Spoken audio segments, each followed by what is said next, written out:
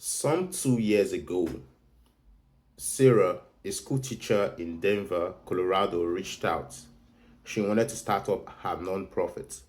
She has been nursing this idea for years, but she didn't know how to go about the process. And I believe there are so many Sarahs out there in the state of Colorado who are seeking to start their nonprofit organization but do not know what to do.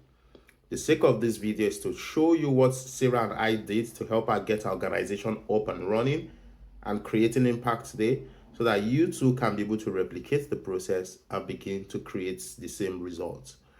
But if you're looking to start up your nonprofit, of course, go on our website. You did find resources to help you so that you do not make any mistake. So this is what Sarah and I did. The first thing we did was to put together a business plan. This is because we wanted to determine the sustainability and the feasibility of her impact. We also wanted her to gain complete clarity on what she's about to go into so that she can be able to execute with precision. And lastly, we needed to develop a resource that could help us bring in board members, explain the vision in a way that they would be attracted to it. So with that, we came together. She did most of the planning because I was just the facilitator, the support, but I wanted her to build capacity through the process, so she took charge of that part of the process. The next step we did was we had to go out there to go find board members.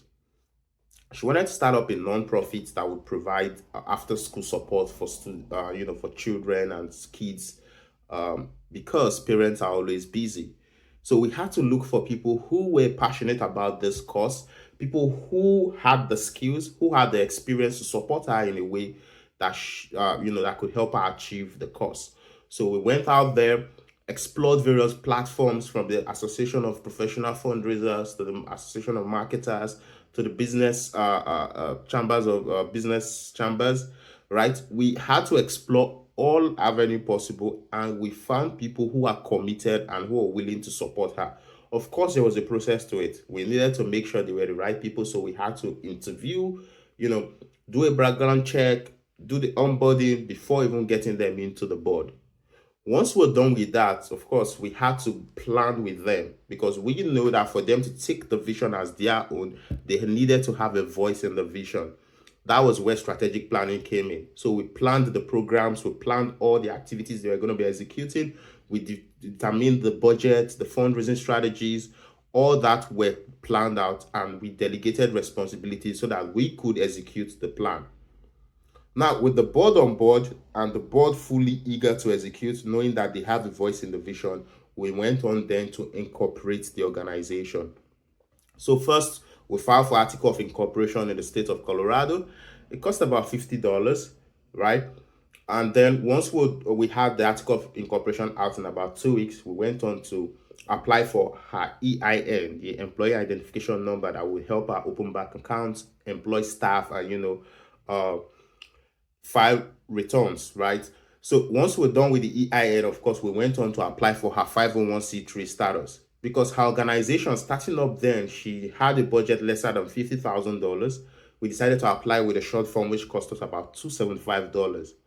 But if, for example, you have, you're going to be having a budget bigger than $50,000, you're most likely going to be applying with the long form, which is about $600. Once we were done with the application, that came in about 6 weeks, because we were very exact. We knew the resources and the information they needed, and we provided it all. Once we got that approval, we went on to develop her website, brand her organization, her marketing materials, her logo. We developed all that because, of course, the board had a voice in it. We created different samples, and then the board chose, so that they all felt like, they are all part of this and they all owned the organization. And once we're done with that, the board went out there to start executing. They went out there to find a property. They went out there to set up the program, to start engaging parents, and then they started raising money. This was how Sarah's vision came to life. And of course, your vision can also come to life this way, but you need to follow the exact steps. You need to follow the exact process. And we've put together a guide that's going to explain all the process so that you don't make any mistake. So please go on our website, get the resource, learn what you need to learn, and start creating impact.